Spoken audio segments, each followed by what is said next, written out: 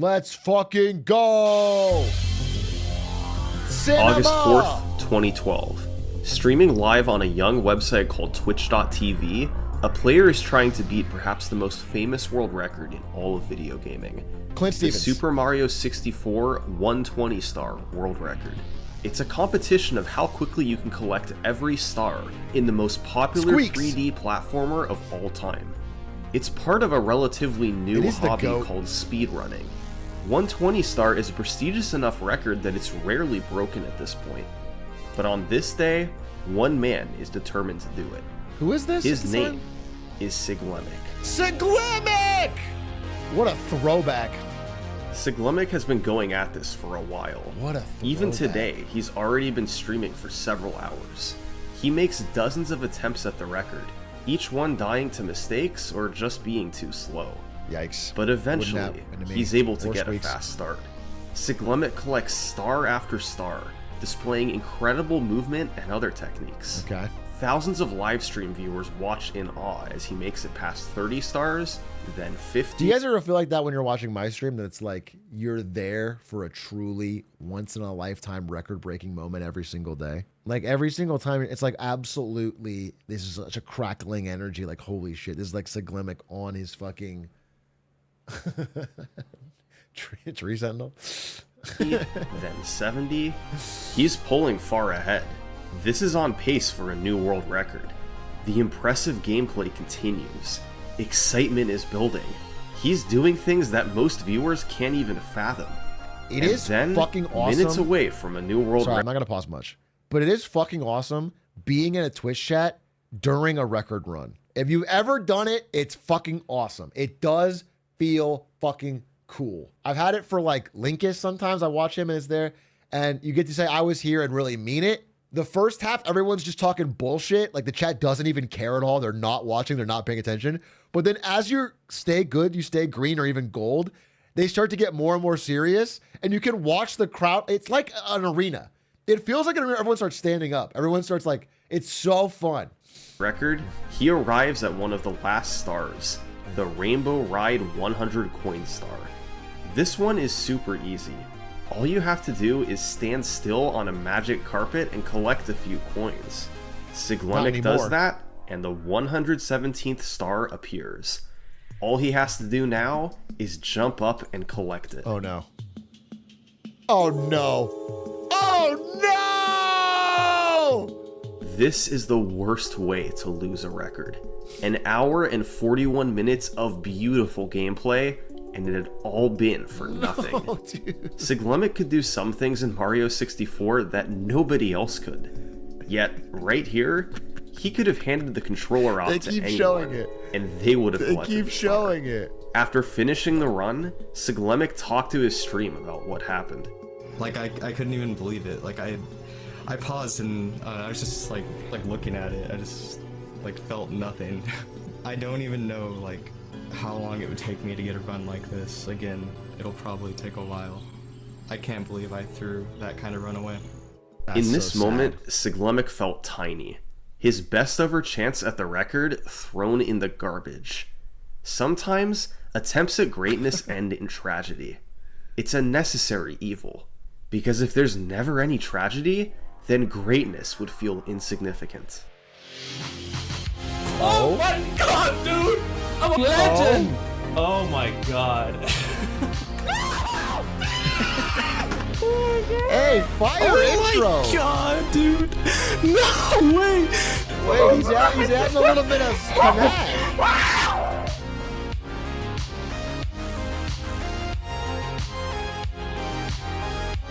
At what point do you guys think Squeaks shows up and dominates? Like, do you think right around here, and the whole rest of it is just people, is just glazing Squeaks for being the goat of the...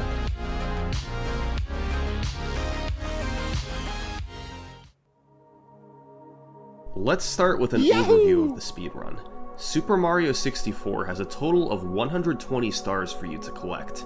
You only need to collect 70 of them to beat the game, but a full 100% complete. You want to hear a sweet story? When I first played Mario 64 when it came out, don't say no, in 1997, I was 6 years old. My mom had the fucking strategy guide and would sit down with me and help me get every single star. And it took us weeks. And I distinctly remember my fucking greatest memories as a kid. Probably I was 7 at the time. This star, this last star, the red coin star on Bowser in the Dark World. And she had the map out and we were finding the coins. And the last coin, you have to jump over the wall and go under the stairs. And I got it and I popped off. My mom was popping off and it was such a W moment. And that was the last time my mom liked that I played video games. After that game, she hated it. It was an addiction she set up for the rest of her life. But at that time, it was a really wholesome moment. Total of 120 stars for you to collect. You only need to collect 70 of them to beat the game, but a full 100% completion involves collecting all 120 stars. How do you collect them? Well, the game has 15 levels, and each level contains 7 stars. That accounts for 105 stars, and the remaining 15 come from various locations, scattered throughout the castle, substages like Peach's Slide, and the Bowser levels. Most of the game's stars involve defeating bosses or completing objectives. Each level also has a star you earn from collecting 100 coins, known as the 100 coin star. Once you collect enough stars, you can fight Bowser to earn keys. These keys unlock new sections of the castle. There are 3 main areas. You start in the lobby with its 4 levels, then unlock the basement and its 5 levels, and later unlock upstairs and its 6 levels. Importantly, within each section of the castle, there's a lot of flexibility in the order you can play the levels. Yeah, it's based. It's a great While game. 120 star is at game. the forefront of speedrunning today, it certainly didn't start that way. Let's go back to the very beginning. The first sign of 120 star speedrun activity comes from the year 2004 on the speedrunning hub Speed Demos Archive. Half of you weren't born, right? 2004? Maybe you were born, but young. I was 1 month, 6 years, 6'1", -2. Not born. I was in high school. You were in high school in 2004. Joe Biden, is that you? Keep in mind, Super Mario 64 was just 8 years old at this point. Various people created forum threads asking what a 120 star speedrun would look like, hoping somebody would be willing to try it. 2 speedrunners took up the task, Spider-Man 88mil and Jason. Their runs were unrecorded, but they posted updates in forum threads, trading the record back and forth throughout 2004. Finally, in December, Spider-Man 88mil got a record he was happy with. He's the first one? 2 hours, 58 minutes, and 49 That's actually seconds. really impressive. He recorded it on VHS, and across the next 21 years, that footage survived. Let's take a look at the earliest recorded 120 star speedrun. He found the VHS? The first thing to notice is the movement. Spider-Man 88mil did a lot of long jumps, performed by pressing Z and then jumping. This is one of the fastest ways of moving through the game. Oh god. Faster than just running. Then there's the routing. The order of collecting all 120 stars is important. You don't want to waste time backtracking, for instance. There's a couple basic rules he followed. He always collected all 7 of a level's stars before heading to the next level. And he generally completed all levels in an area before moving on. These rules helped ensure he made it through as fast as possible.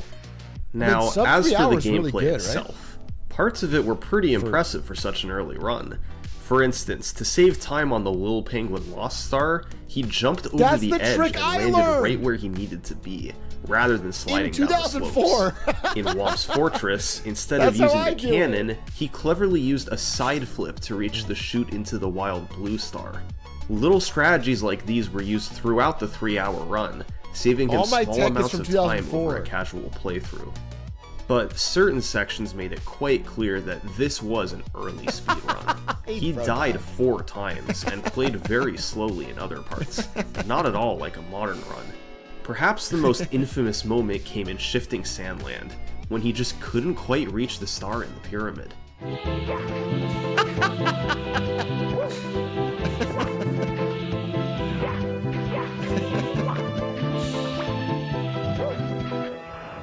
Not bad.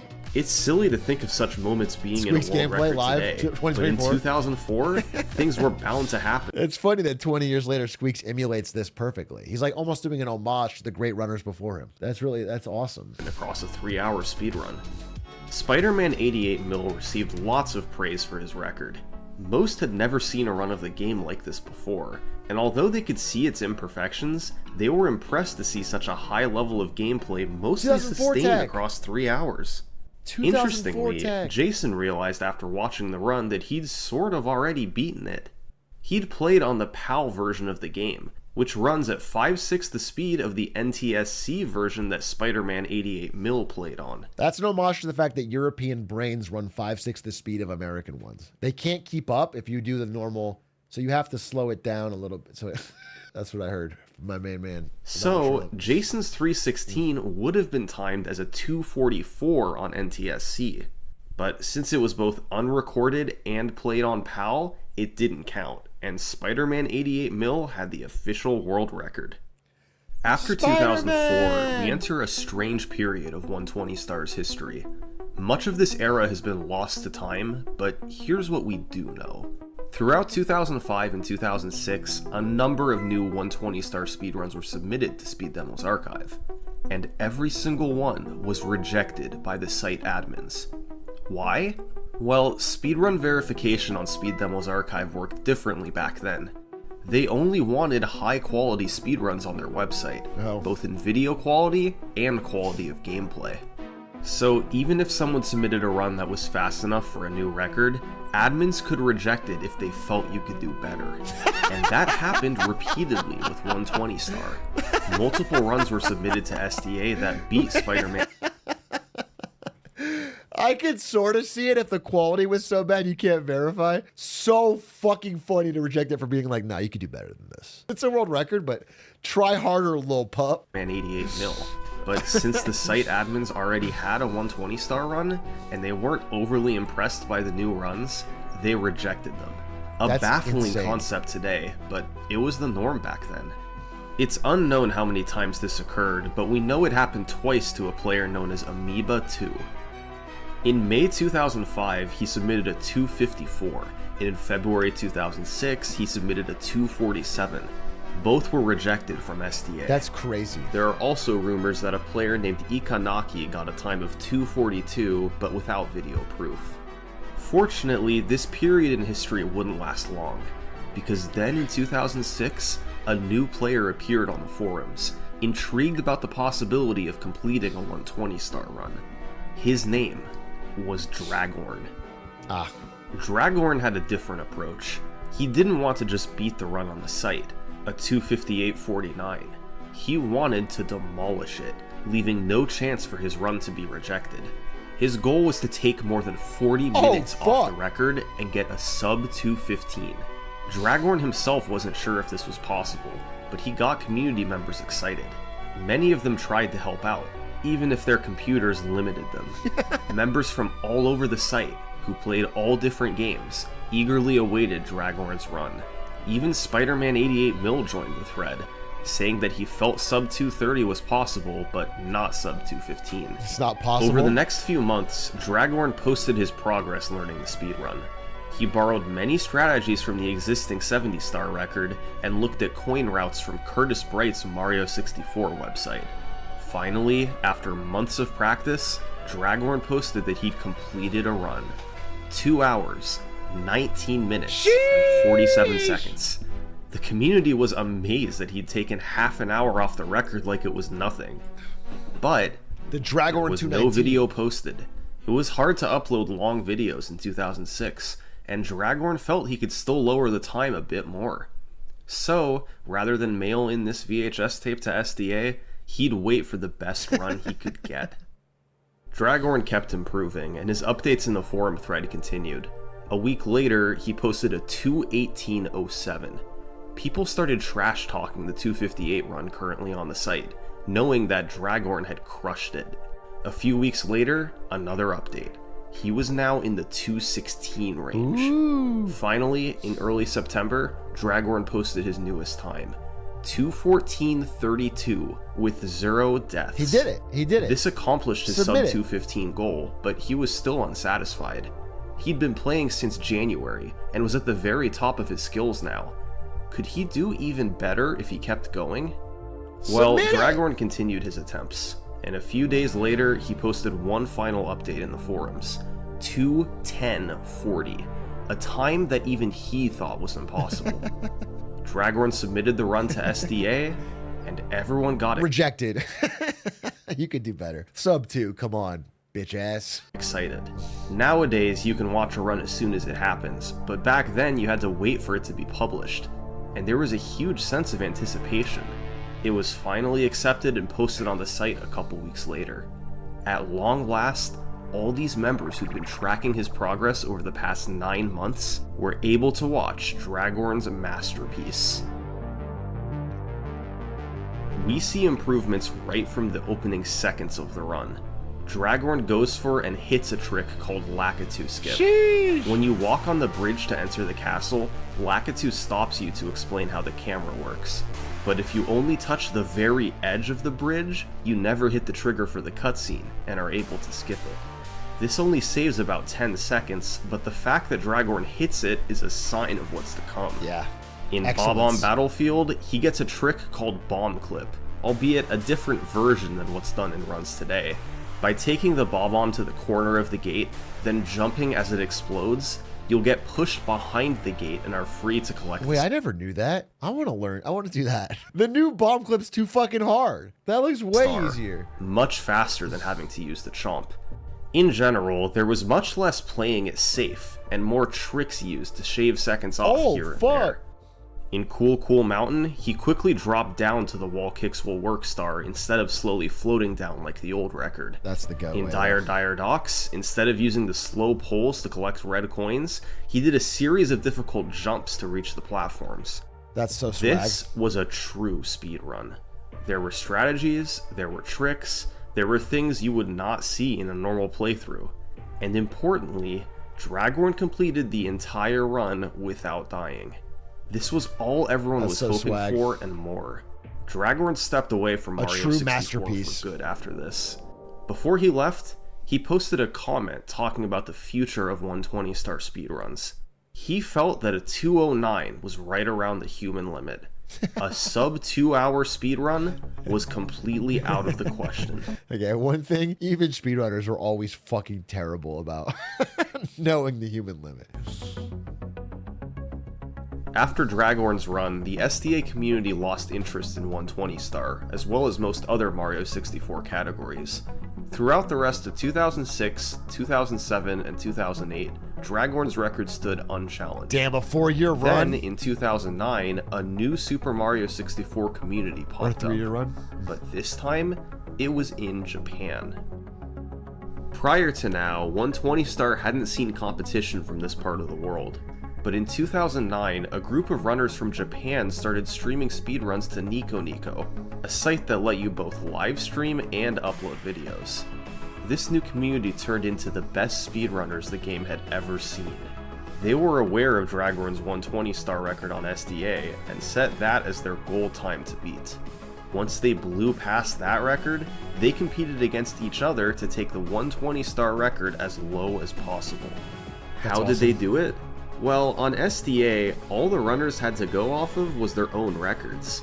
But by 2009, this new community had a great advantage. They had the SDA videos, plus their own live streams, a thriving community filled with players, competitive single-star leaderboards, and more. Yeah. Runners were able to better collaborate, and it led to way more optimization than the game had seen previously. However, there are a couple caveats about their runs. For one thing, Nico didn't save livestream recordings over 30 minutes long, so the majority of records from this time period are lost. A few videos did survive, and we'll talk about those in a minute, but most records only exist as text on a web page. And then there's the other caveat: version differences. All early runs of the game were played on Nintendo 64. However, by 2009, it was very possible to play the game on an emulator. Ooh, while Speed Demo's archive expressly prohibited the use of emulators, that wasn't a universal rule. And over in Japan, the Mario 64 speedrunning community was essentially starting from scratch. They decided to allow emulators for speedrun submissions. Yeah, they're so nice. And as it turns out, there's a key difference between emulator and console runs. An emulator has much faster load times and much less lag than a Nintendo 64. The time adds up quickly. Over the course of a 2-hour run, an emulator picks up about a full minute compared to an original console. Yeah, but so That means what? emulator runners have a roughly 60-second advantage. Players in Japan couldn't agree if they should prioritize original hardware or the fastest version available, so there was high-level competition on both. For the next year and a half, the majority of world records were set on emulator, and most were set by one player, Honey. He repeatedly lowered for his watching, time you down want from emulator, 205 down to It's 2 more- it hours looks flat nicer. before finally achieving a 1:59:20. On Nintendo 64, this time would be a full minute slower. But remember, Dragorn's best run on console was a 2:10, so this 1:59 was in a class of its own. How was Honey able to save so much time over Dragorn's run, which was itself considered excellent when it was achieved?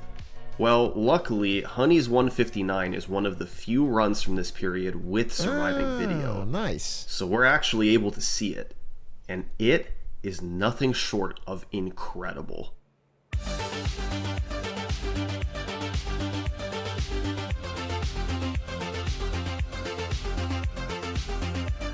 Once again, we'll start with the movement. Honey used more than just long jumps to move around quickly. That He is an mixed ad. in dives and rollouts to move a little bit faster. This may have saved a second or two per star, but across the whole run, this adds up to multiple minutes of time save. Beyond the movement, Honey went for numerous faster Also the strategies groove. that were riskier than what Dragorn did, and showed off a higher level of gameplay overall. For instance, in Bob on Battlefield, you're intended to open the cannon and launch up to the big island in the sky, Yeah. which is what Dragorn did. Instead, Honey gained speed off the slope, then did a triple jump with the wing cap to fly and make it up top. Yeah. Quite a bit more impressive That's looking. sick. In Womp's Fortress, he went for and hit Owlless, a very precise trick where you must triple jump and kick off the side Yeah. of the cage, then land back inside to collect the star. It only saves a few That is the one speedrunning trick Ludwig knows. He doesn't even know it that well, and that's all he could fucking. All he fucking talks about is owl is. You know what's cooler is owl full or cannon full in my case. Okay. seconds over using Cannon the full is owl what a to real pop in, fucking but this is master the level of gamer execution does. that Honey could pull off. Another example of strategy improvement is how he handled the level Hazy Mazy Casey Cave, or HMC for short. This level has many different rooms, but there's no ceiling, so if you can get high enough to clear the walls, then you can quickly jump from room to room. For instance, by side flipping and kicking off the wall in the elevator room, Honey was able to clear the wall and make it to the swimming beast in the cavern star. He did similar tricks all through HMC to save 2 minutes over Dragorn. This type of gameplay continued even upstairs during some of the game's hardest levels. Just about the only major flaw was a death in the Wing Mario over the Rainbow Star, which kicked him all the way outside the castle. Despite that, it finished What? He 11 died? minutes faster than Dragorn's Why are we even SDA talking run. about this? One of those minutes came from emulator time saves, but the other 10 were legit. Just better gameplay Rejected. across the entire run. Over the next few months, the 120 star record underwent a period of rapid I can do better, improvements. easy. These new runners were all pushing each other, breaking new ground and seeing just how far their talent could take them. Remember, 120 star speedruns were still pretty novel, and as much skill as they took, there was room to optimize them more. Throughout 2010, there were several more records set on both emulator and console. Batora, Honey, and Natoshin Elmo Batora. traded the record back and forth, although no video exists for any of their runs.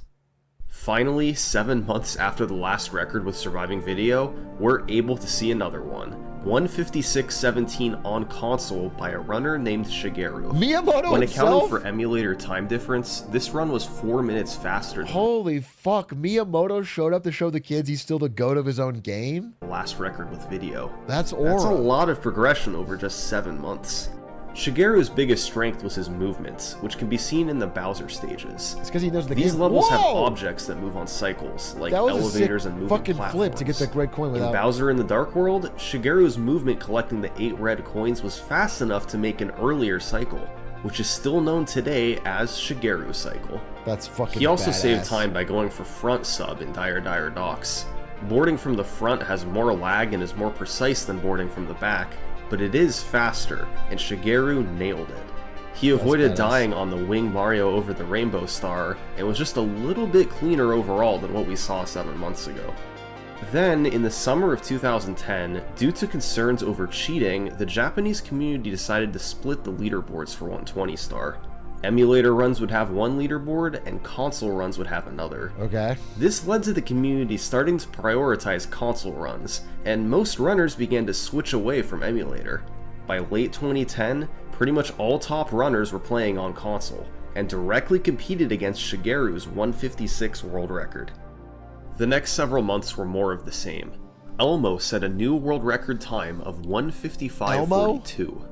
Later in December, Batora got a 154 and then a 152. All these runs were on console, with no more controversy over which platform was best. Okay. In early 2011, Notoshin Elmo got a 151. Isn't this kind of like when I got the bald percent record in Get to Work? Sort of setting an unbreakable high standard in a way. And it's like that Squeaks has yet to beat, despite winning stupid one-off races. He has never actually beaten my PB. Honey beat him back with a 150 before Notoshin Elmo came through with a 149.49. This is easier than This bald was the percent. first ever sub 150 in Mario 64 history, and remains one of its most popular records, with 12 million views on YouTube. But there's not too much to add about these runs. They didn't incorporate anything revolutionary. It was all about cleaner execution and fewer mistakes. Honey's 149 in particular was a masterpiece of consistency. Over the past year, these runners have been pushing each other to minimize mistakes and execute all strategies cleanly. And Honey's 149 was viewed as the pinnacle, the most consistent run the game had ever seen. This was a vibrant, active group that had transformed the way 120 star speedruns were done. The amount of new When tricks, did the Americans get the involved? incredible movement, they just kept finding ways to take the record lower.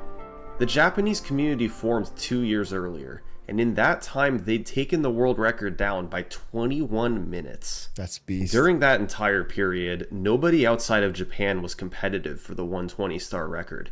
The last relevant Western player was Dragorn back in 2006. Now 5 years later, that was still the fastest time outside of Japan. That's crazy. While games like Super Mario Bros. And Ocarina of Time were growing and thriving, 120 star had essentially been abandoned by the West. But that was about to change. The West has fallen. America! In 2010, a website called Speedruns Live became popular. Speedruns Live allowed you to race a game head-to-head against anybody. Rom Scout. I worked with that guy at Twitch. He was the head of speedrunning. Rom Scout's the GOAT, dude. He had such a fucking stellar speedrunning record and then became a speedrunning advocate and then worked at Twitch. He's fucking awesome. I didn't even know he had a fucking any percent record in Super Mario World. That's crazy. It kept track of your time and declared a winner at the end. Why is there a head of speedrunning? Twitch, when I was there, like the early years of when I was there, like 2014, 15, 16, they really invested in partnerships because Twitch was still growing. So they would hire a head of like every group that liked to stream. There'd be like a head of poker and a head of Smash Bros. And a head of everything but League of Legends. Dude, at one point, we had 2 Smash Bros. Hires and 0 League of Legends hires. And the website was like 80% League of Legends. It was actually fucking stupid. And that person's job was to go out and make sure that all these people streamed on Twitch. And if they had problems, they would be like the contact point. That was the idea. And I think it was really cool, especially to work there, because you're surrounded by all these gaming legends from different communities. But then Twitch like thought it was a waste of money. Started cutting back on that whole program. Speedrunners loved using it, and by late 2010, a group of runners were regularly racing Super Mario 64. They learned fast strategies to collect all the stars and pushed each other to get better. While their times weren't impressive at first, their frequent races allowed them to improve quickly. By 2011, a few of them had gotten good. Really good. To the point of starting to rival the amazing players over in Japan. 3 players rose above the rest. Their names were Giano, Sicko, and Siglemic. By mid-2011, through repeated races against each other, they all managed to get personal bests in the low 150s, just a few minutes behind the world record. All 3 players were roughly equal in skill. They raced every week, and it was a mix of who came out on top. But that sick. gradually changed. Over time, one player came out on top more often. By the summer of 2011, the winner of the majority of these races was Siglemic. He took the game more Kind of like me, Ludwig, and Stans when it comes to monkey ball, you know? Over time, there was like one emerging. seriously. He practiced more often. After More setting a stands and personal best tricky of towers? 151.15 in June, I've been going on Stans' stream in the morning and playing Tricky Towers with him, and I'm getting absolutely fucked. And he's not playing outside of stream at all, and I am. Like, I put in like 4 hours off stream to play Tricky Towers because I was enjoying the game, and he's cooking me. It's actually fucked up. Siglemic started to feel that he had a chance to take the record. He grinded for weeks, playing for hours nearly every single day. His time started to approach the record shockingly fast. It took him just months to get times that took most runners years. It was exciting to watch him improve, and many were rooting for him. If he could pull this off, it'd be the first record outside of Japan in half a decade. And then, on July 23rd, 2011, it happened. Siglemic got a 149.05, a new world record by 44 seconds. Pog! Siglemic did one notable thing in USA! this run that really exemplifies his playstyle. He chose to play Womp's Fortress early, right after collecting the first star. This was so he could go for a trick called Cannonless. You're intended to get the Blast Away the Wall star by launching out of the cannon, breaking the wall, and revealing the star. However, it's possible to run at the wall from above, then ledge grab, which pushes Mario's hitbox above where he appears. It intersects with the star, and you collect it without having to get in the cannon. This trick Shout out to Clint Stevens teaching me this trick in 30 minutes before I have to do a speedrunning race with Simply. That shit was gas. That's an iconic video. is extremely precise. You can run at the wall all you want, and usually you won't ledge grab. So, Siglemic chose to go for this trick very early in the run. If he missed it too many times, then he'd just reset, not having wasted too much time. You can still do In it this easily. new record, he got cannonless quickly, setting him off to a great start. But here's the weird thing. Beyond this, while the run was fantastic, some who watched it felt it wasn't quite as impressive as the previous record. Siglemic made more mistakes, his movement wasn't quite as good. It's what you'd expect from someone who'd been running the game for under a year. But his time was faster than Elmo's run. There was no denying it. Something wasn't adding up. Now, most in Japan respected Speed Demo's archive, and when Siglemic's run was posted to the site, they immediately took notice. But instead of being wowed by Siglemic's achievement, many of them were upset. And they had a good reason. Why? See, Siglemic didn't play on an emulator, but he also didn't play on a Nintendo 64. He played on the Wii Virtual Console. This version was what many Western speedrunners played on at the time. It was cheap if you already owned a Wii, and easier than a Nintendo 64. It also just happened to save a full 2 minutes from reduced loads and lag. That meant if Siglemic's run was played on an original console like Elmo's, it probably would have been a 151. Trash. That's a fair distance from the record. Siglemic's run was objectively worse. The only reason it was faster was because of Virtual Console. Now, Japan had a Virtual Console version too, but it was much slower than the US version. Why? So if a Japanese runner wanted to compete with Siglemic, What a they'd pain either in have the to do ass. so with a 2-minute disadvantage, or import an American Wii, which was very expensive and All part of our plan, USA, baby. You're a Japanese company, but you need an American Wii. overall difficult at the time. That's part of the deal. This could have caused a massive controversy. Runners from all over the world playing on different versions, it would have been a mess. Holy But shit. Siglemic knew he could Someone said, holy shit, Trump is playing the long con. This was all part of Donald's plan. I knew I wasn't crazy. I was beginning to feel like I was foolish for supporting him. put an end to this right now.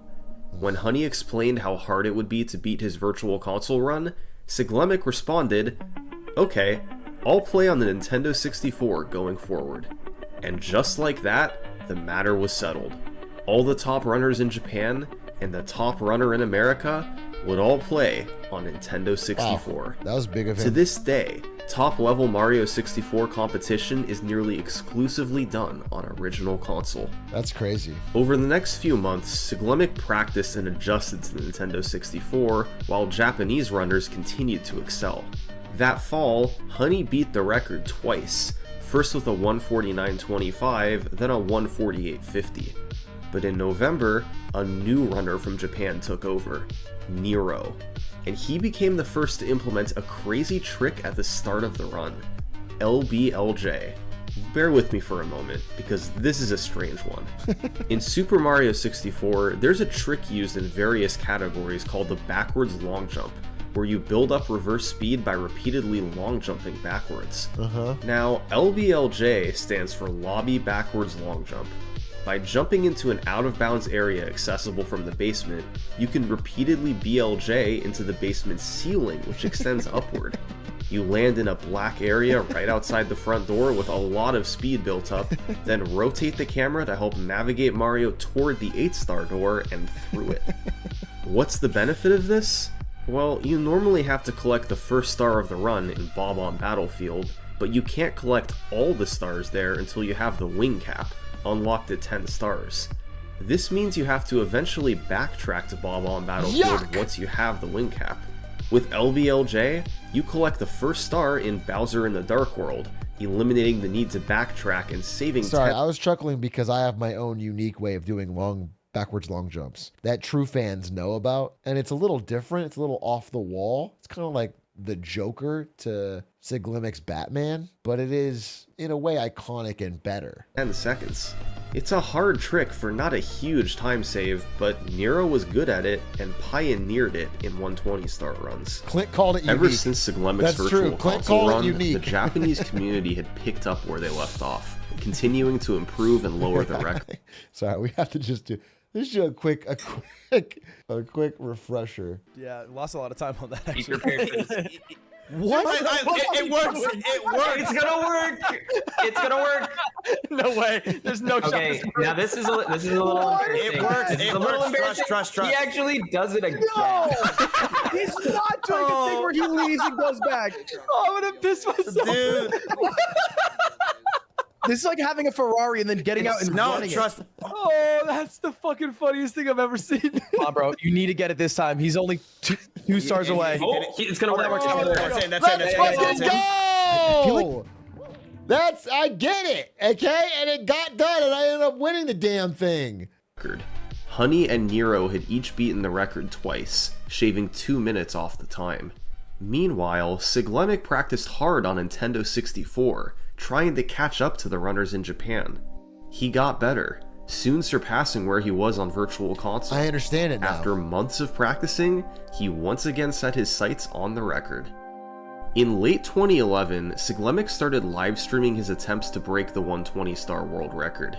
He streamed to a brand new website called Twitch.tv. Go Twitch days. And something strange happened.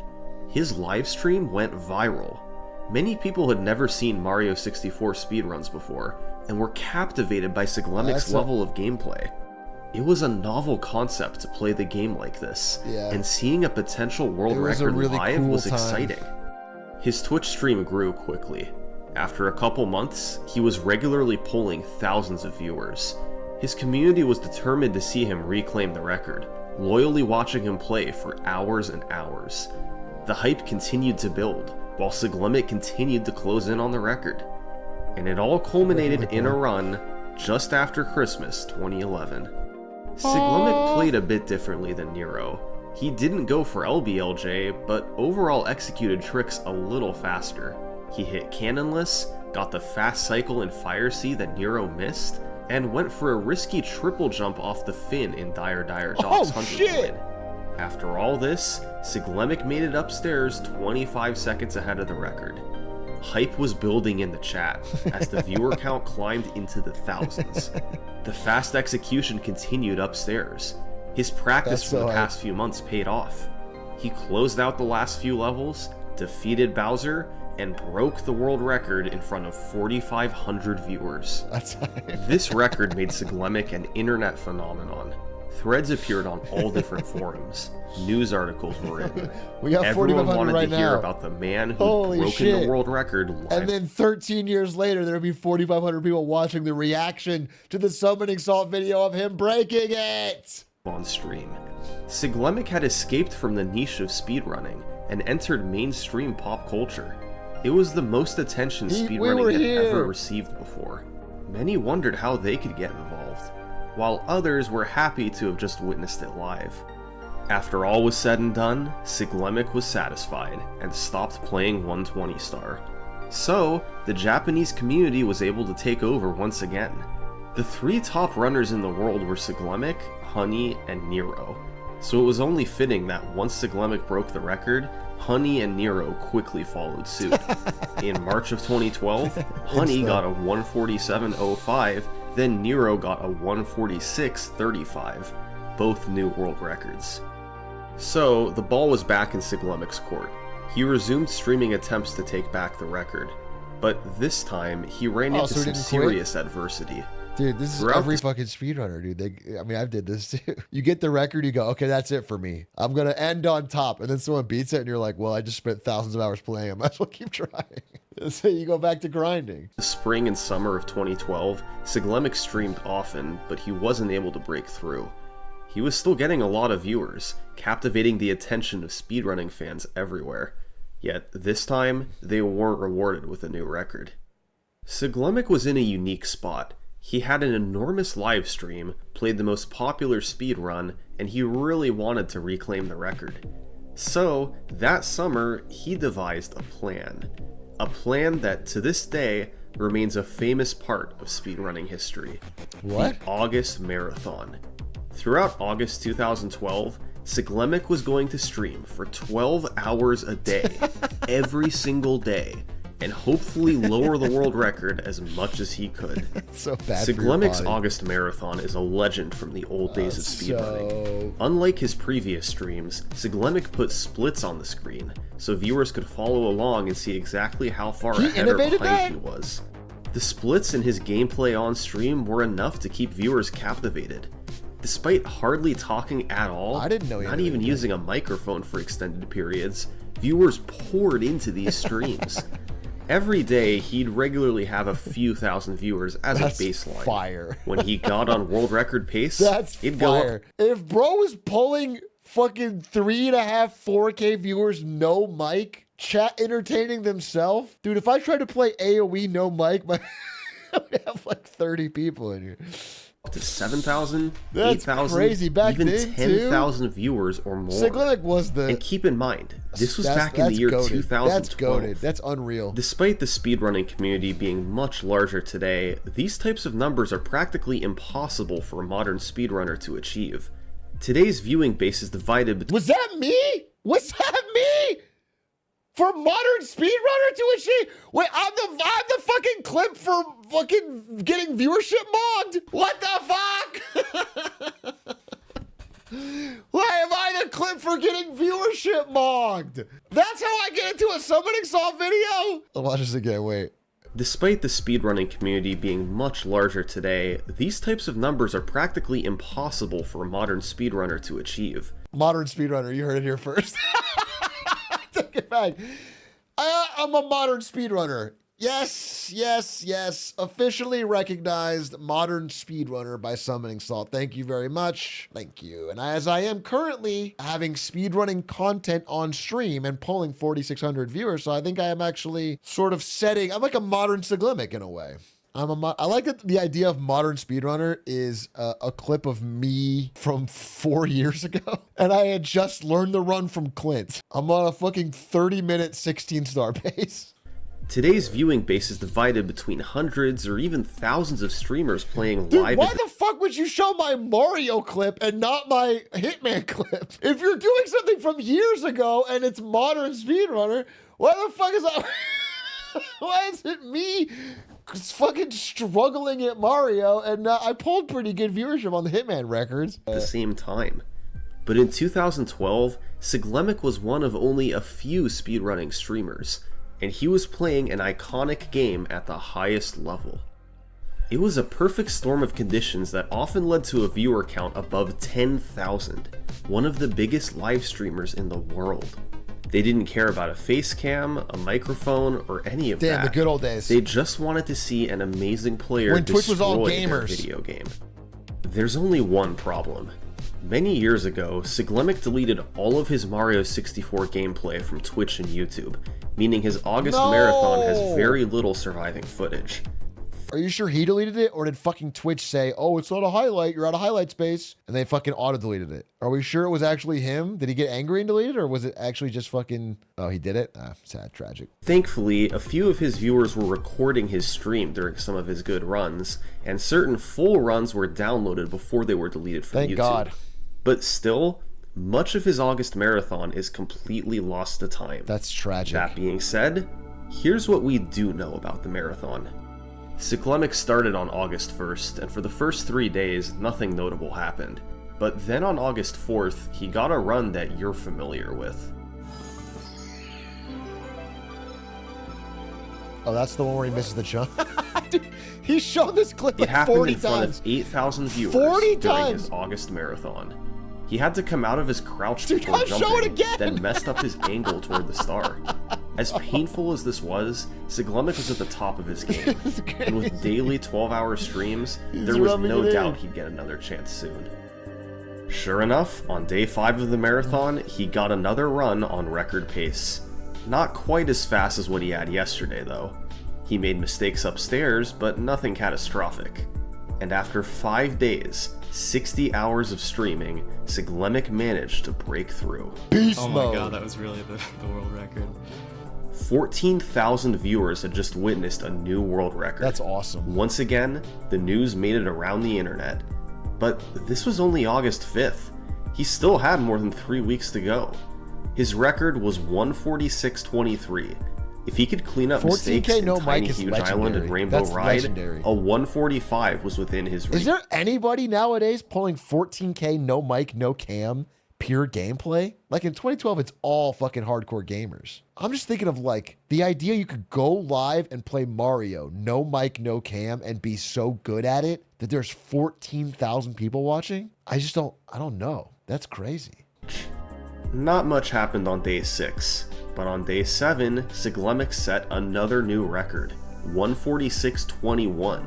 Actually, how much does Faker get? I think I've seen Faker go live and play League of Legends and not talk to chat at all. He might have a cam, but it's like, it's so gameplay focused. Cadril streamed his Challenger run, no mic, no cam, and it hit 10K. Yeah, maybe Cadril. Offline LUD games had a couple thousand. Oh yeah, offline LUD League of Legends. Yeah, it is occasional. It's not 100% dead, but I feel like this is truly impressive. Just a 2-second improvement. Unfortunately, no footage of this run survives today. All we have are a couple screenshots from the end of the run, showing his splits and the chat that was popping off. The August marathon was already a huge success. In only a week, Siglemic had broken the record twice and had the attention of the entire speedrunning community. Still 24 days to go. The 12-hour streams continued, and just 2 days later, something genuinely shocking happened. The 145 was achieved by Honey. While all eyes were on Siglemic, Honey had been doing 120-star runs He got too. mocked during his Not own quite as marathon. much, but still several hours per day. The final time was 145.41, and the video still exists in its entirety. The most notable part was a new trick he went for called Pillarless. This is crazy. Normally, to enter the top of the pyramid, you must reach the top of all 4 pillars to cause the pyramid's top to fly off. Pillarless is a complicated trick that skips this. You throw and re-grab a bob-omb just before it explodes, pushing Mario backwards, then enter a state called hands-free holding and carefully navigate inside the top of the pyramid. It's very risky to go for in a long 120-star speedrun. Beyond that, Honey that's didn't pretty add swag. anything new. He simply played very consistently, especially in Rainbow Ride where Siglemic had struggled so much. Siglemic was a good sport about being beaten.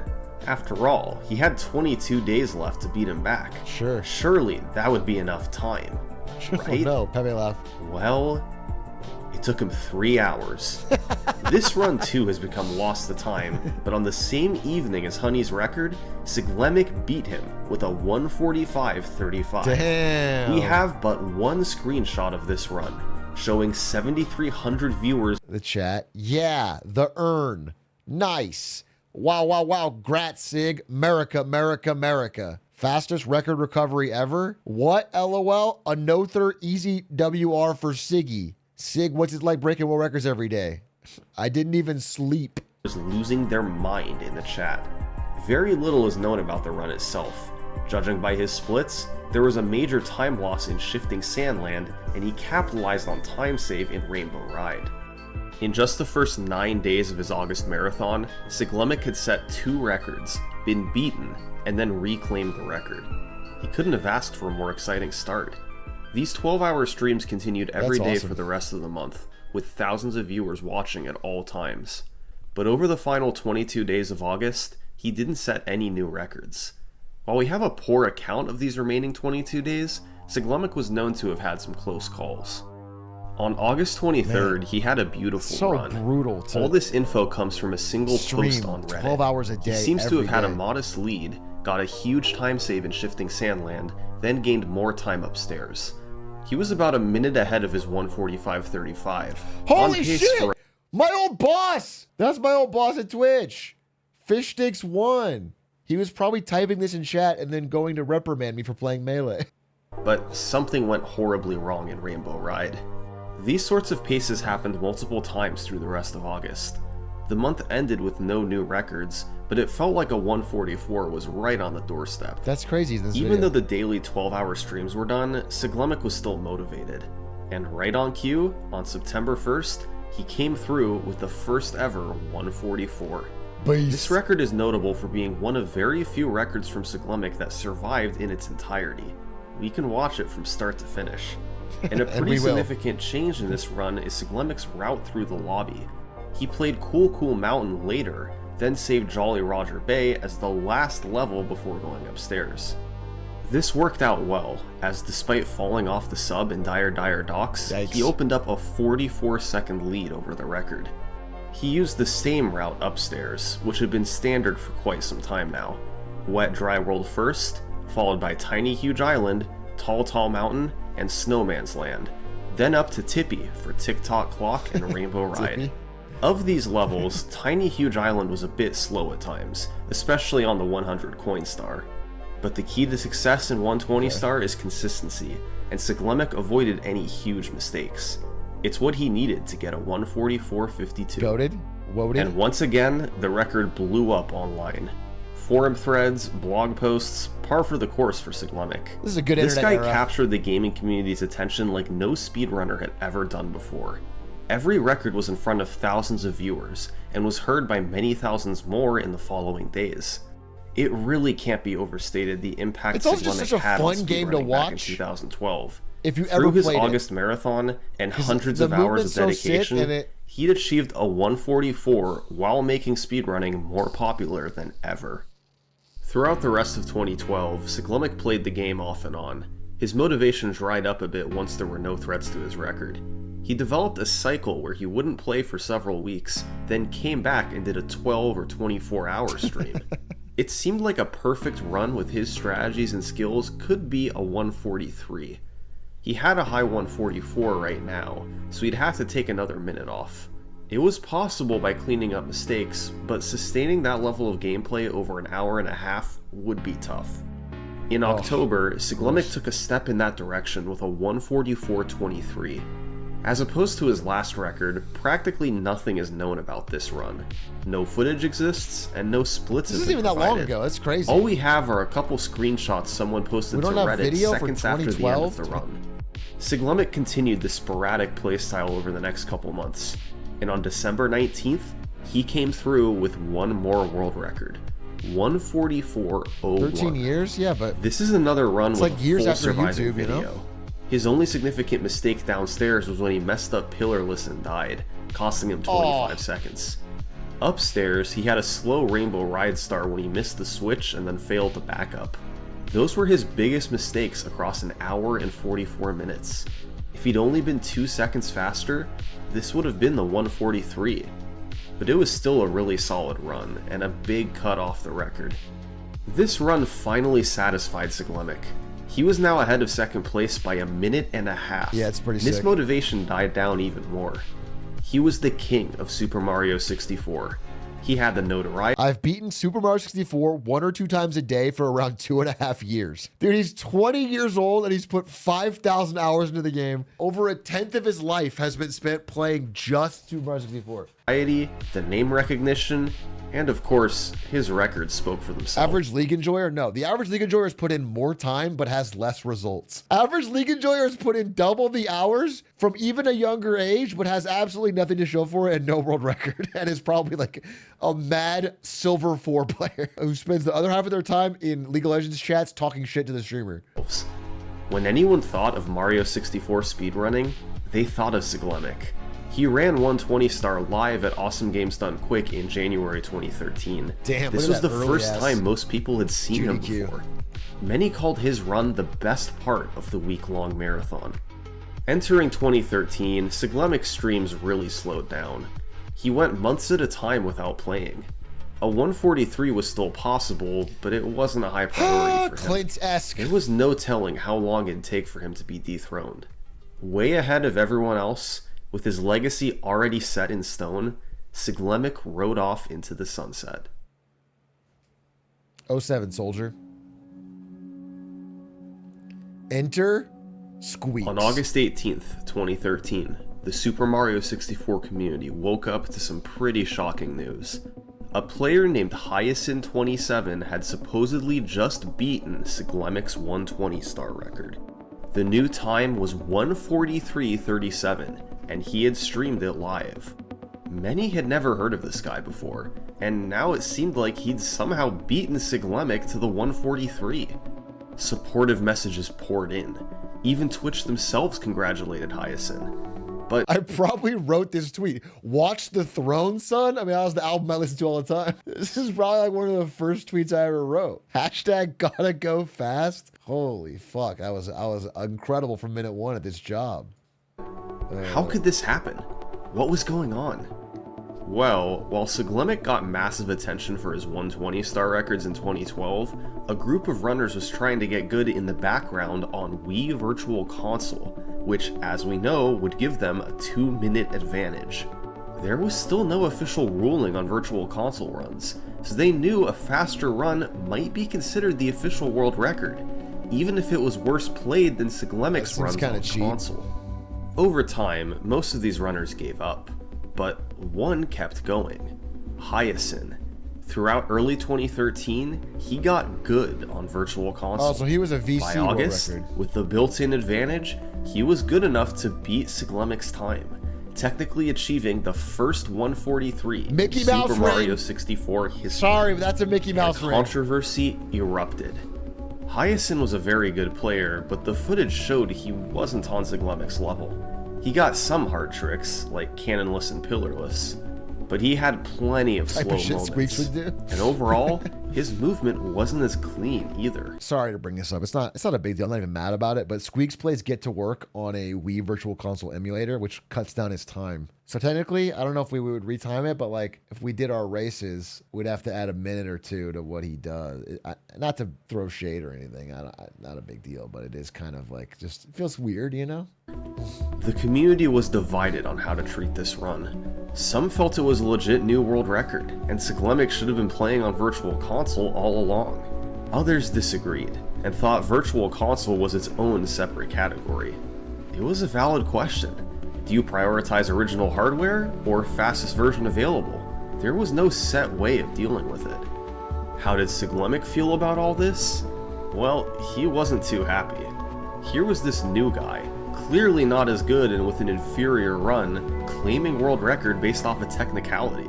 Yuck. Siglemic could have been playing on Virtual Console too, but remember, he chose not to all those years ago so that he could be on equal footing with Japanese runners. Hyacinth did the exact opposite.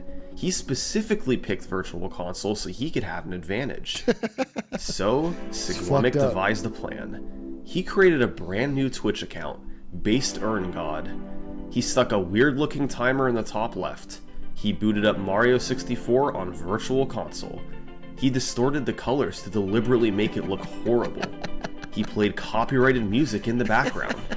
And within hours, he beat the run that Hyacinth took months to achieve. That's legendary, dude. I did not know that. I never heard that story. That's fucking Sigma. That's fucking awesome. I didn't know Sigma had that dog in him. That is like, dude, that is exactly like Scorpion Master. Before the days when they would have face cams and footage with Melee tournaments, Mango pretended to be a different person named Scorpion Master who only played Mario and started fucking up everybody on the West Coast, and they would upload these VODs and be like, holy shit, this new Scorpion Master Mario player is like so good, you might be good enough to beat Mango. That's a legendary Melee story. Siglemic had made a statement. Wii Virtual Console was its own category. Nintendo 64 was the only legit way to run the game. Just like he'd done in 2011, it more or less ended the platform debate. The recognized world record was Siglemic's 144.01 on Nintendo 64. Yeah, that does and it. to this day, nobody else has ever threatened the world record on anything other than an original Nintendo 64. Dude, that's so based. That's so fucking based. After that curious... I wish I was good enough to do this for back when I was still competing in Hitman, after I got the record, before I totally fell off. I wanted to do a run that beat the world record, but without using the stupid fucking glitch they use now, where Hitman glitches through everything. He walks through every... It ruins the viewer. It's so boring to watch. I hate watching Hitman records now because they phase through all the crowd. It's like you're not even part of the world. Everything, you just phase through everything. It's the most annoying glitch. It like makes it not fun to watch. And I wanted to like beat it without that. I want to do a fucking chat ass, but I'm not good enough. I mean, it's just I'm not nearly good enough. But I wish someone would do that. No, there's plenty of cool glitches in Hitman, but that one's not one of them. And I wish more speedrunning things would think about the viewership. Like, for example, everyone knows the GoldenEye glitch where you look at the fucking ground so you move faster, but it's like so boring to watch. I wish there was like, not glitchless, but like the cool glitches are in. Like, we should pick the glitches that are so boring that they ruin the fun of the video. Cool percent. I don't know what it is. I'm not a fucking expert. Maybe they can't do it. But it always bothered me because I felt like the earlier runs of Hitman, you were showing more actual Hitman. And then by the end, like they weren't interacting with the world at all. The saga was over, things went back to normal. Siglemic did attempts every now and then, 5%, but for the most part, he left the 120-star record alone. He was tired of resetting over and over again early for Canonless. It wasn't too fun. But finally, in early 2014, Siglemic started to get some legitimate competition. For the first time since Honey in 2012, somebody moved within half a minute of his world record. The runner's name was puncayshun.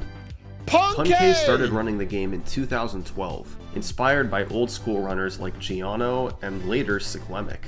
He began streaming in 2013 and steadily lowered his 120-star PB from the 150s to the 140s, gradually approaching Siglemic's level.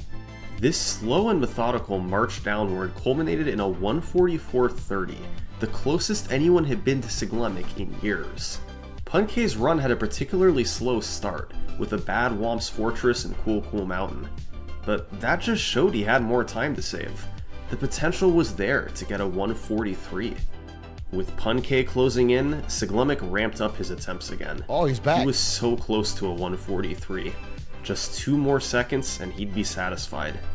He started doing 24-hour streams of 120-star and supposedly had some amazing attempts. So unhealthy. A Reddit post from March 18th so details unhealthy. one run that was on pace for a massive record deep, but Sig made catastrophic mistakes at the end to kill it.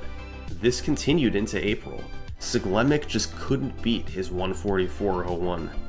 Then on April 22nd, it was Puncay coming through with another PB, 144.11, performed live in front of thousands of viewers. That's cool. He was now just 10 seconds away from Siglemic. This run was also on 143 pace deep, but he died on Rainbow Ride going for the Lakitu bounce. Yikes. You're intended to go above the red coins to get to the cruiser, but by precisely wall kicking and then bouncing off Lakitu, you can take a shortcut to get there faster. Such a sick skip. It's difficult, and Puncay died going for it. Had he not, This would have been the first ever 143. Oh, damn. Really? Siglemik was on the verge of this slipping away.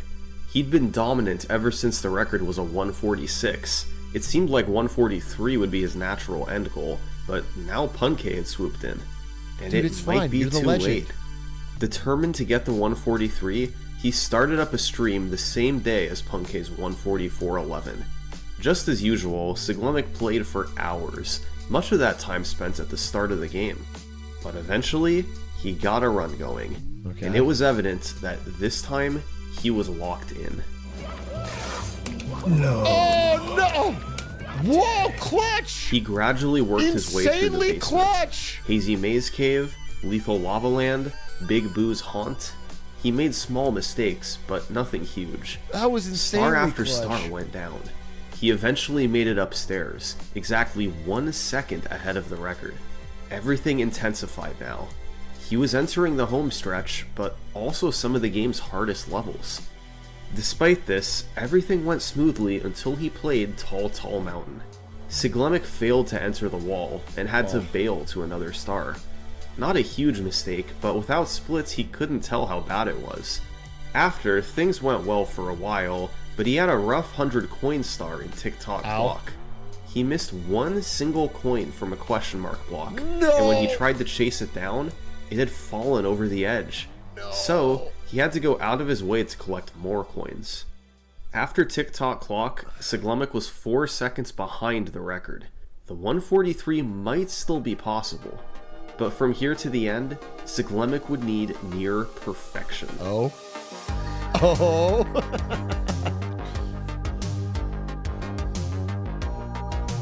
When the music kicks in, dude. In a summoning salt video.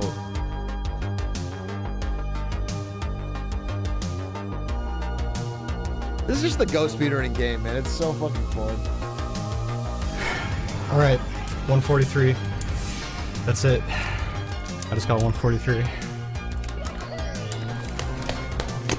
That was sick. Overwhelming relief. After years of the 144.01 being on top, finally, the 143 was real. And despite Puncay making a push, Siglemik was the one to achieve it. While he did have his share of slowdowns, the ending of this run was amazing. Close to perfect gameplay throughout Rainbow Ride and Bowser in the Sky. An extremely well-deserved record, and a massive milestone Clutching in at the the game's end is so history. sick. That being said, most thought this record wouldn't last long. It seemed inevitable that, any day now, Puncay was going to take over. His time was on a collision course with Siglemik. And sure enough, You gotta just a pass the day torch later, eventually. Puncay got a 144.05. The runners were separated by just 12 seconds. But instead of defending his record, Siglemik switched categories. He'd already gotten what he wanted from 120 star, so he was content to sit aside and watch what Puncay could do. After a few weeks, Puncay's time still remained at 144.05. Yet, his abilities improved all the while. He was building up the skills he'd need once that world record chance presented itself. And on May 22nd, he got that chance. First off, Puncay still wasn't going for LBLJ. Why? Well, for one thing, there was a misconception of how much time it saved. We know today it saves about 10 seconds, but back then it was believed to be a much smaller time save.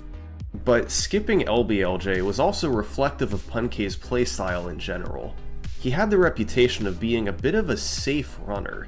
He was capable of great movement, and had an extremely high skill level, but he didn't always go for the riskiest strategies. Compared to Siglemik, he lost a small amount of time from his gameplay, yet also made fewer mistakes. It meant he got more runs going, with more chances at the record. In this particular run, Puncay fell a bit behind early, but avoided a death that Siglemik took during Pillarless. So heading upstairs, he was 15 seconds ahead of the record. The name of the game upstairs is consistency. Since 120 star runs are so long, filled with non-stop tech and execution, small mistakes are inevitable through the run. The key is to avoid the big mistakes, especially upstairs. I thought there was no fucking way he could find a way to put that in the video again. That's crazy. We are now years past it even happening. That's crazy. And that was Puncay's specialty. Damn, what a, Even though his what a movement knife was a twist. bit slower, he made up time by making fewer mistakes. I This can't believe- consistency if he gave him a shows it lead again- over the record going into Bowser. But despite over an hour and a half of clean gameplay, he still had to land 3 Bowser throws, or it would all be for nothing.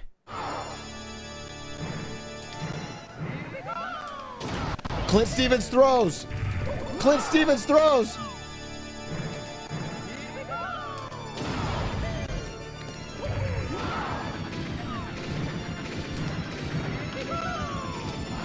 Oh, easy money. Did it.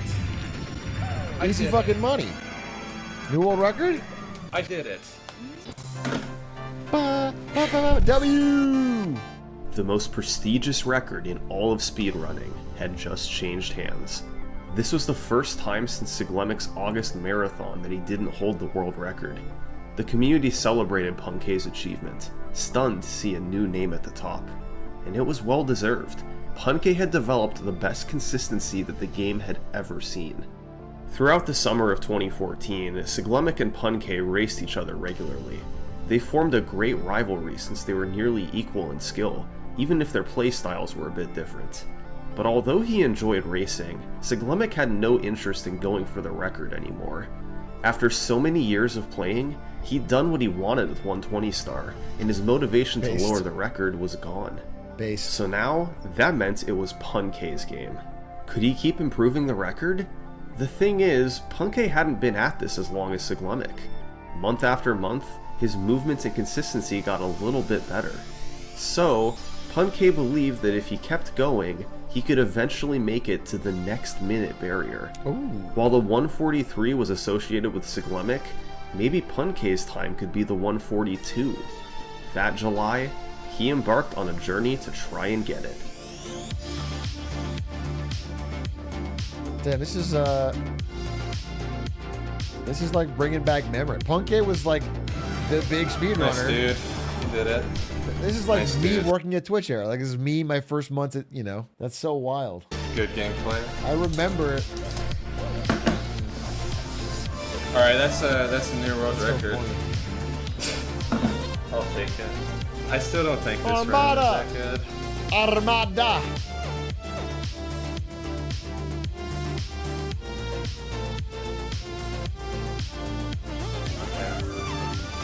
No! No, dude! Why? Yikes. Are you Yikes. freaking kidding me? Yikes.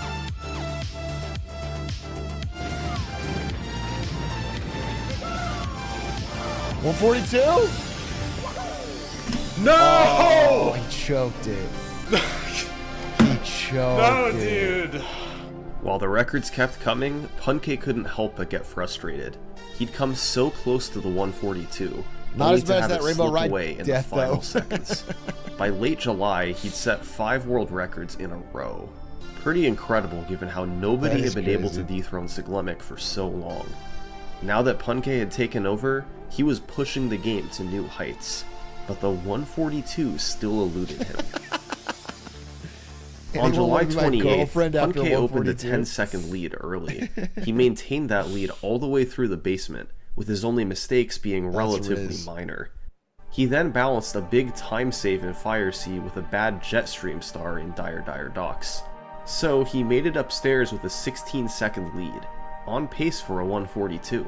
Easily. He then played a classic puncayshun upstairs, consistent and clean, without any huge time losses or time gains. Ahead by 19 seconds, Puncay entered Bowser in the sky. He was far enough ahead that even with a mistake, he would still be able to get the 142. But the pressure was on. Oh no. He still had to avoid dying or something else catastrophic. Oh And we remember what happened last time. no. Oh no.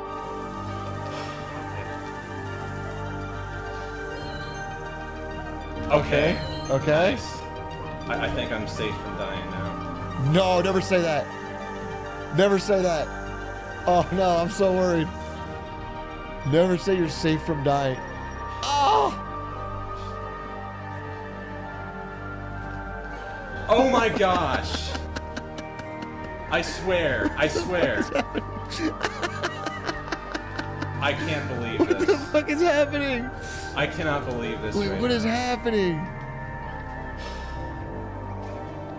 Are you freaking kidding me? I think that just ended it. Okay, why did Puncay keep failing this jump? Well, this clip explains what's going on. While the axle appears to be rotating around its center, its hitbox actually rotates around one of its points. So if you're standing on the wrong platform and jump at the wrong time, you'll run into the hitbox. Puncay didn't know this, and it cost him a ton of time. Still, maybe there was just enough room to eke out The odds have to be 142. so bad, right? Of that happening. That was it, man. That was 142. I just lost 142 because the invis wall just got me 3 so times. fucked. Like, are you kidding me? That's so fucked. He missed dude. it by just 2 seconds. That's Hitting the so invisible wall fucked. twice would have been okay, but 3 times was too much. He couldn't have found a more disheartening way to lose it. This was the sort of thing that might... That's actually so brutal. Miyamoto's last giveaway. I want to see it again, just one more time. So he's just really unlucky here that he picked this one that has the hitbox. Hits the hitbox. Then what? Oh, he waits again. Okay. 2 times. Oh my Okay. gosh. Okay. I swear. Damn, that fucking sucks ass. He missed it by just 2 seconds. Hitting the That is a invisible wall Chungus life twice would have moment. been okay, but 3 times was too much.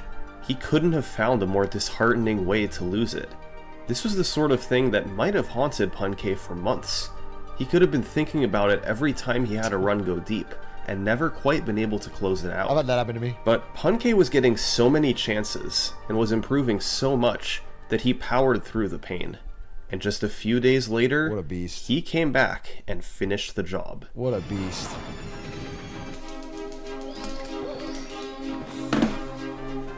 W! 142.59. By the skin of his teeth, this was the run Puncay'd been chasing after all summer. And yet, he barely seemed to care. Probably because he knew his I'm not really that happy, LOL. I guess I'm just a person with little emotion or something. I don't know. work wasn't done yet. That's The tough. run started with a slow Womp's That's Fortress, tough. and in Fire Sea he fell down to miss the cycle. Those alone were 30 seconds of possible time save, not to mention other small mistakes throughout the run. So, rather than being satisfied with the 142, Puncay just kept going. On August 16th, he got a run that capitalized on the Womp's Fortress and Fire Sea time save, but got hit by a shark in Dire Docks. Gotta watch out for sharks. Bad. No. Despite that, he kept the run very clean all through upstairs, and going into Rainbow Ride, he had a 13-second lead. Shark! Nearly perfect rainbow ride so far. This is exactly what I need. I don't want to get like a tiny world record improvement. Imagine I don't want to get imagine he does the same thing as Seglement. Seglement. Oh, yeah. I just screwed it up. Yeah, dude. Okay, so maybe not the record he was looking for, but he wasn't done yet. About a month later, Puncay got another small improvement, 142.55. This time, he had slowdowns in Lethal Lava Land and the Vanish Capstar, but made up for it with a very clean upstairs. No death in Rainbow Ride. Beast. It all balanced out for another unsatisfying record. Finally, on September 24th, Puncay got the type of run he was looking for. Over the past few weeks, his movement had been getting better and better, and it all came together in this one run. He gained time through the lobby, through the basement, and made it upstairs nearly a half minute ahead of the That's record. beast. This was the fastest pace anyone had ever been on, and his clean gameplay continued upstairs. Puncay gained time through the next 4 levels, and entering Tippy, he had a 40-second lead. We call it Tippy. In the last few Who levels, decided he to call it finally Tippy? faltered a bit. A coin fell off once again in Tick-Tock Clock, so he had to do the backup. And in Rainbow Ride, he made an all too familiar mistake. Still, he managed to keep a good chunk of his lead, and it culminated in a final time, of 142.41. Beast. A sizable world record, close to what he was looking for. Had Tippy gone as smoothly as the rest of the run, this might have felt close to unbeatable. Puncay was now more than a full minute ahead of Siglemic's last That's record. crazy. This was a similar level of domination to what Siglemic had a couple years ago. Puncay had done it through a combination of consistency and Dude. gradual movement Beat his own record 1, 2, 3, 4, 5, 6, 7, 8, 10 times. improvements. He saved fractions of a second here and there on stars. That adds up to a decent time save across all 120 stars. Puncay was the king. At least until October 2014, when perhaps the biggest discovery in 120-star history was made. Wait, I want to guess. Is this the thing on Rainbow Ride where you can skip the carpetless, or Squeaks? They discovered Squeaks. Oh wait, carpetless is more recently, right? Hey, you're familiar with cannonless. This trick was the bane of 120-star runners' existence. It was effectively random. Even if you performed it correctly, you just ran at the wall and hoped to collect the star. It worked around 20% of the time, and if you didn't get it within a couple tries, you were forced to reset the run. It was possible to get stuck in this loop for a long time, and top 120-star runners hated it. But in October 2014, it was Sockfolder to the rescue. Sockfolder is a legendary glitch hunter who has found setups for tricks in popular speedruns like Ocarina of Time and Super Mario Bros. One day, he posted on Twitter, "For fun, I will make a 100% cannonless setup." And that's exactly what he did. That's actually so fucking After a few beast. tweaks to simplify things, Sockfolder What, like in a few days, he solved thousands of collective man hours of lost time? It kind of reminds me of whoever came up with the consistent Paris bomb launch. That changed everything about Hitman, because then you didn't have to, it wasn't like reset. had invented a setup to hit cannonless every single time. That was Squeaks? You grab the wall next to the plank and pull yourself up. Adjust the camera, then backflip onto the plank, punch once, hold down to grab the edge of the plank, then adjust the camera once more, pull yourself up, and hold down to run off the edge. If done correctly, you'll grab the star every time. There's several steps involved, but none of it's difficult, and it wastes only a few seconds compared to running at the wall. This was so huge for the speedrun. Runners no longer had to waste hours trying cannonless over and over. They could get so many more runs going. Now, That's fucking awesome. it was only a matter of time before Puncay would get another That's record awesome. improvement. He continued doing attempts in late 2014. Keep in mind, the record he was up against had a very fast start. It was only in Tippy that it began to bleed time. So on December 18th, despite falling as far behind as 28 seconds, he was able to bring it back. He had a very clean tick-tock clock to save 14 seconds, pushing him into the lead. And in the home stretch, Puncay preserved that lead. He landed all 3 Bowser throws and closed out the run as a 142.32. This was Puncay's 11th consecutive world record. Since taking over, he'd taken exactly... It's kind of sad. Every new Reddit thread they show about a world record gets less upvotes as people get more and more acclimated to it, you know? It's like the first one had like 10,000 and now it's like 152. It's like people aren't... Speedrunning lost its magic. Puncay's 11th consecutive world record. Since taking over, he'd taken exactly 1 minute and 20 seconds off the 120-star record. The simple reason for this? Puncay had consistency that was unrivaled, even by Siglemic at his best. While these two were roughly equal in skill in mid-2014, as the year went on, Siglemic stopped playing and Puncay just pulled away. As of late 2014, that was the state of 120-star. Puncay was in full control of the leaderboard. The new cannonless setup had opened the door to new possibilities. While Puncay had already taken the time to a mid-142, there was certainly room to keep dropping it with more attempts. The future was wide open. But to show you the next chapter in 120-star's history, I actually want to go back a few months. Back to that period in mid-2014, when Puncay and Siglemic were both active, racing each other regularly and having a blast competing together. Great time. Now, we know that Siglemic's world records have largely been lost to time. So frankly, the clip I'm about to show you from a random stream of his, it's incredible that it somehow survived. This was most likely from June 3rd, 2014, just a couple weeks after Puncay first took the record from Siglemic. Sig and Puncay were about to race each other, one-on-one in 70 star.